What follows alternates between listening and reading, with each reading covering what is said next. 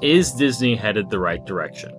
This is the question that I've been constantly asking myself since I saw all of the D23 announcements. Half the time I'm like, you know what? Yeah, I really think that they are. I like all of the new announcements. I love Cars. I love Monsters, Inc. My son is named after Indiana Jones. It's gonna be cool. And then the other purist part of me starts to talk, and my purist friends start to talk, and I'm like, oh, are they doing the right thing here? And you know what, guys? I don't know. I really, really don't know. But I do know this. Going to Disney World is still fun. It just is. Going to Disney with your family, with your friends, with kids, without kids, doesn't matter. It's still a good time. I think, by and large, the parks still do a great job. The cast members still do a great job at making your visits feel magical, which is the whole point of Disney, right? Does it have faults? Yeah.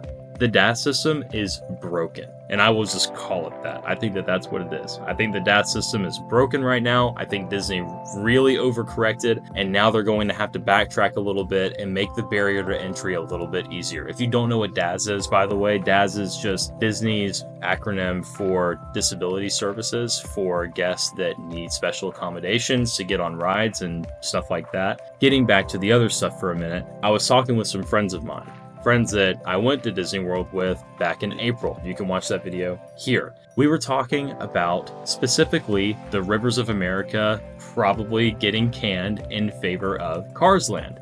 Cars Land is going to be awesome. My son loves Cars. I think other kids love Cars. I think that they're probably going to like that more than they like the ferry boat or going to Tom Sawyer's Island. I just do. I know that Walt had a hand in both of those things. So getting rid of something that Walt specifically had a hand in, yeah, that gets into weird territory for me also, so I don't know what the right answer is. But I think it really boils down to this question first, is like, is everything that Walt touched completely sacred to people that love Walt Disney World or Disneyland, right?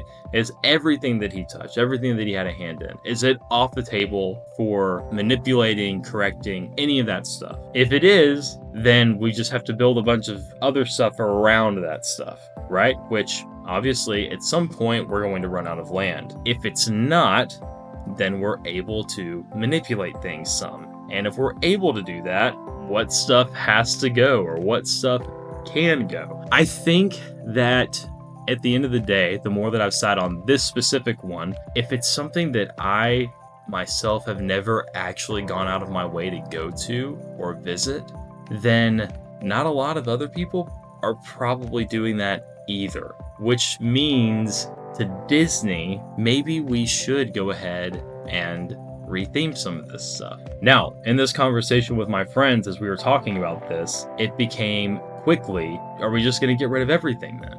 You know, are we going to get rid of all the stuff that Walt touched, like I was just talking about, right? But then another buddy of mine who had not been in years, like over 20 years, up until this past April, jumped in and he was like, look, you know as well as I do, if it's all of us going and we're in line for this new Cars ride and we get on the new Cars ride, we're probably going to be having a good time. And I think at the end of the day, that's what it really boils down to. All of this stuff, all of these conversations about each park slowly over time losing its identity, losing what makes it unique. Is that an issue?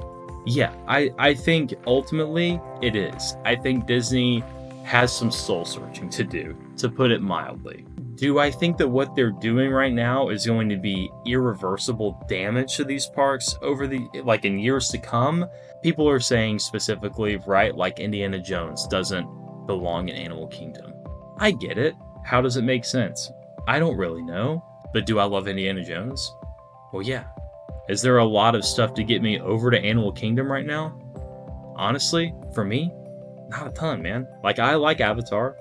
I think it's a fun ride. I think it was a better ride when the glasses weren't all scuffed up and everything. They need some new glasses to get on that Disney. But outside of that ride, not a whole ton there, you know? Not a whole lot drawing me over to that park.